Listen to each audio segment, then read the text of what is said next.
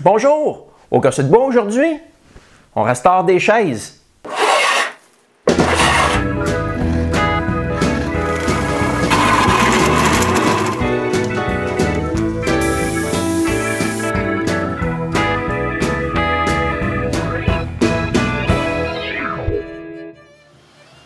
Dans notre cuisine, on a 4 vieilles chaises en métal puis en bois, qui ont plus l'air de chaises de cafétéria qu'autre chose.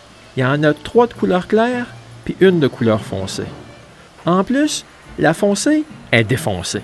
Mais le pire, c'est que Roomba se prend toujours dans les pattes des chaises. Puis on est pas mal tanné. On a donc décidé de faire quelque chose de drastique. On a transformé quelque chose comme ça en ça. Ouais, cette chaise-là est pas exactement du même style que nos autres chaises, mais elle vient du même lot qu'on a ramassé dans les vidanges. J'ai donc sablé les chaises, Alain a vaporisé du lacquer. Et maintenant, les chaises sont finies. Ben non, ça n'a pas été facile de même, ça aurait été trop beau. Il y a 2 ans, j'ai commencé à décaper puis sabler les chaises. Je me suis fait une tendinite au coude puis j'ai dû arrêter.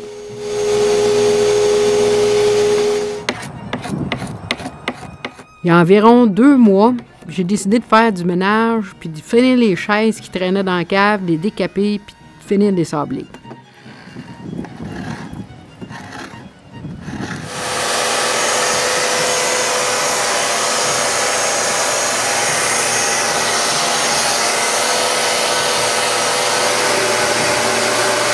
Une chose que je peux dire, c'est que sabler toutes ces chaises-là, ça a été bien long.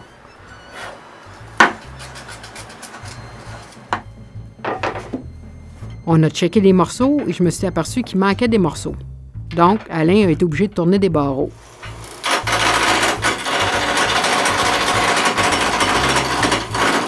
On était pas mal chanceux. Les morceaux manquants étaient des morceaux assez faciles à faire. Sinon, je sais pas ce qu'on aurait fait.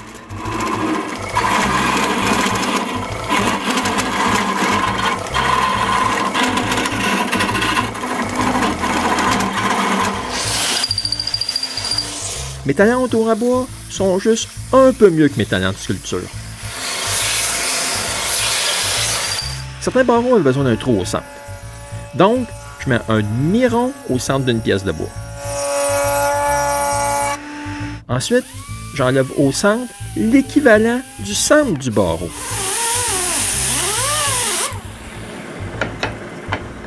Quand le barreau se soit parfaitement, je peux percer un trou au centre.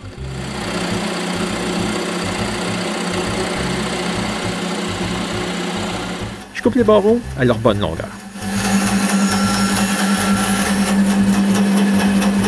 Les bouts sont un peu plus gros, donc je les varlope à la bonne grosseur.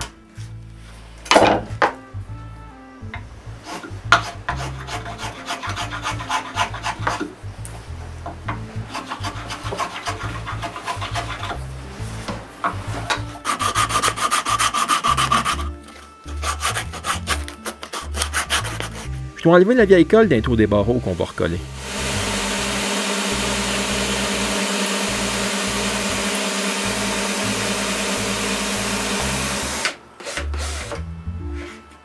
Il y avait aussi d'autres chaises que les barreaux y étaient juste endommagés. Il a fallu les enlever.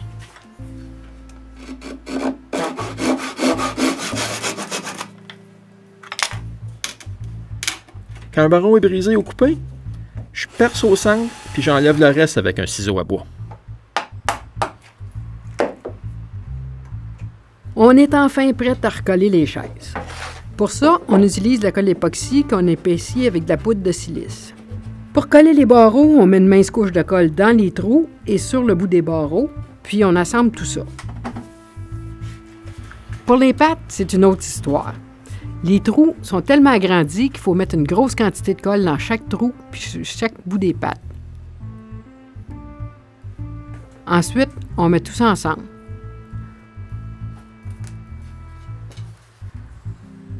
Autour des pattes, ça fait une grosse flaque de colle. Mais comme ça, on est sûr que les trous sont remplis de colle. Ensuite, on met la chaise à l'envers. Par-dessus, on met un panneau et sur le panneau, on met 2 blocs de ciment comme poids. Ensuite, Alain vérifie que les angles des pattes sont pareils des 2 côtés. Sinon, il faut déplacer les blocs et on revérifie ça jusqu'à temps que tout soit pareil. Ensuite, on laisse tout ça sécher pendant 24 heures. Quand la colle est sèche, il y a un gros bloc dur de colle. Je dois m'occuper de tout enlever ça avec un ciseau à bois.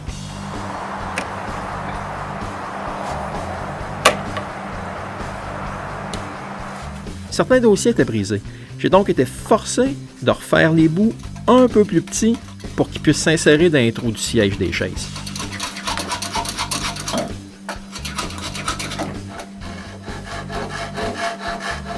Par contre, si l'arche du dossier est un peu plus court, il faut aussi raccourcir chacun des petits poteaux du dossier puis refaire leur tenon pour qu'ils rentrent dans le siège.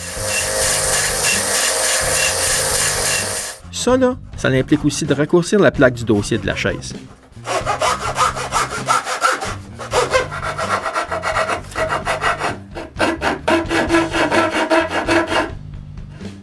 On est maintenant prêt pour coller les dossiers des chaises. On commence par boucher le trou de l'arche. Ensuite, comme pour le collage des pattes, vient la colle époxy et l'assemblage.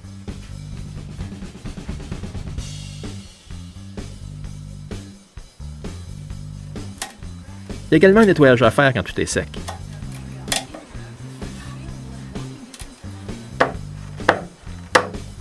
Certaines pattes sont juste larges dans leur trou.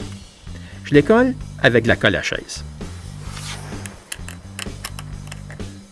J'aime bien cette colle-là. Elle est assez liquide. Je m'en sers aussi pour coller des planches fissurées. Mais on a un gros problème. On a 7 chaises. C'est impensable. Il nous faut un nombre pair de chaises. Je cherche donc des morceaux pour me faire une chaise qu'on va baptiser la chaise Frankenstein.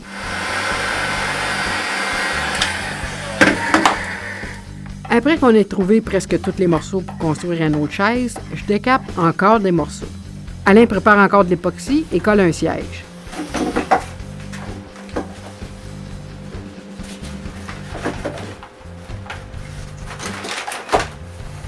Quand la colle est sèche, je sors tout ça.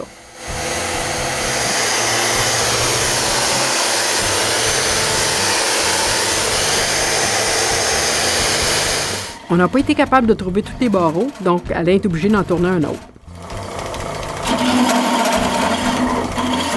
Et voilà, Frankenstein est fini. Ben non, c'est une autre joke. On n'arrive pas à coller le dossier comme il faut à cause que l'arche du dossier est brisée en 2. Comme ça, Alain décide d'en faire un autre. On fait tremper un morceau de noyer dans le bain pendant 1 heure. Pendant ce temps-là, Alain fait un moule de plywood avec une chaise comme patron, puis il fait le patron.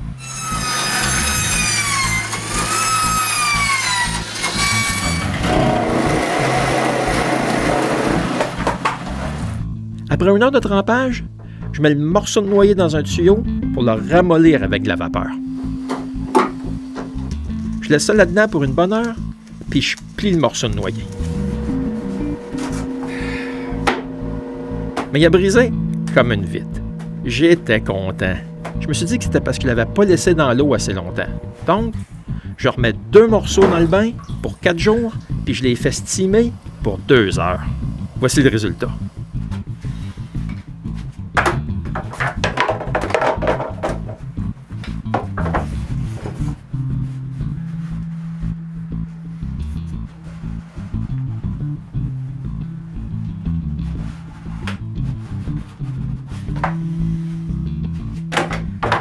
Un autre échec retentissant.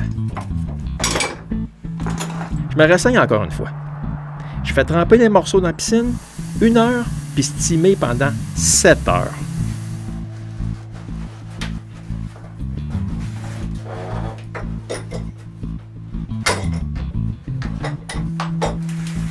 Je réussis tant bien que mal de le plier, mais le bois s'est quand même déchiré à quelques endroits.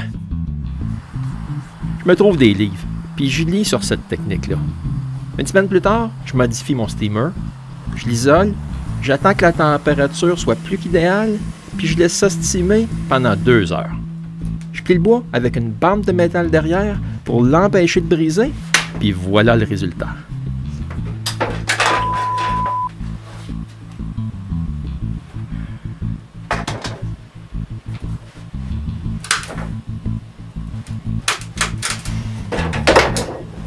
Bon, ben, ça doit être vrai que le bois séché au séchoir, ça se plie pas. Je décide donc de me couper des petites bandes de bois pour faire l'arche du dos.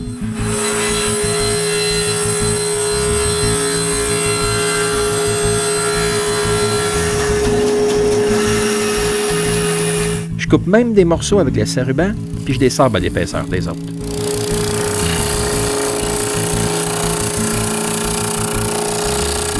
Ensuite, comme pour mes paniers à chiens, je colle toutes les bandes ensemble, puis je mets tout ça en serre sur mon moule.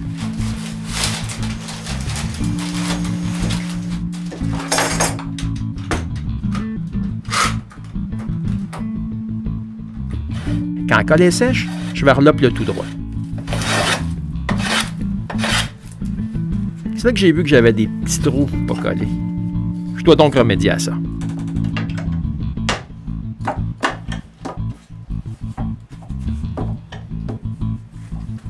Pour être sûr que le trou soit fermé, j'enlève le surplus de colle pour mieux voir. Quand la colle est sèche, je chape l'intérieur puis l'extérieur de l'arche.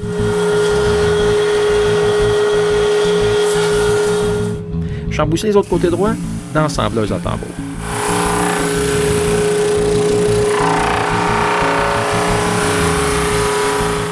Je fais profil sur le côté du devant. Enfin, je peux utiliser mes tarabiscos que j'ai faites.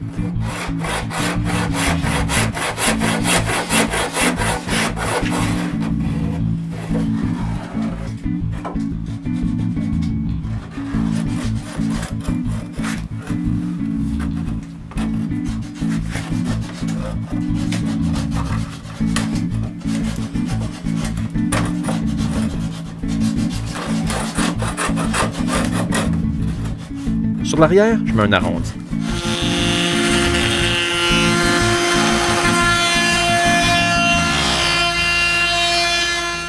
Les bouts, là, ils sont carrés. Je les mets ronds avec le vastringue.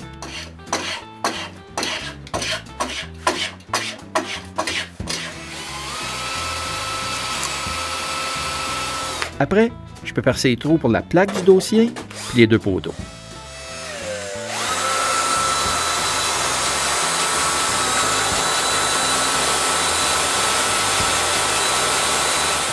Je dois couper des petits poteaux plus courts, puis refaire leur forme plus petite aussi.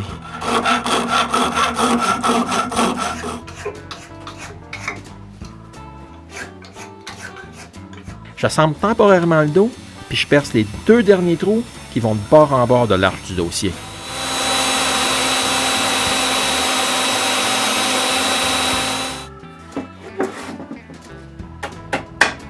Je fais le dernier assemblage sec pour voir si tout est parfait, puis je coupe l'excédent des deux bouts de l'arche.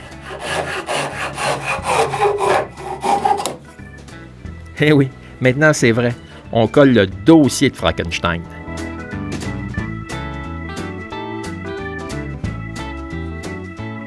C'est le temps de mettre le fini sur les 8 chaises. Alain a fait un test avec différents produits sur un morceau qui était brisé. Je préfère le mélange de teinture, shellac et lacquer.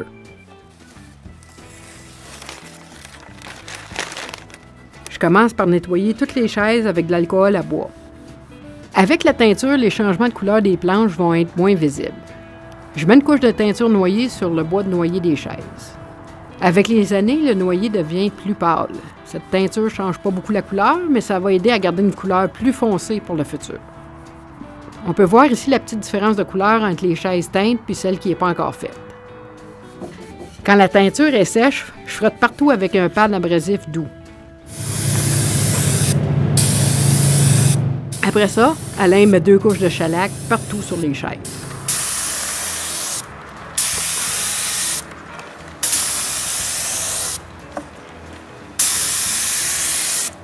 Un autre petit sablage avec une laine d'acier, puis un petit époussetage, puis Alain met 4 couches de lacquer.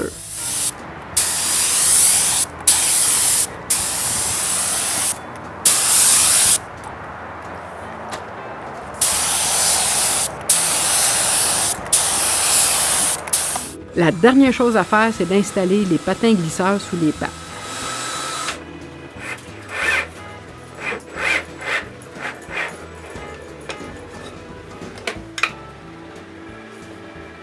Voici nos nouvelles chaises dans notre cuisine.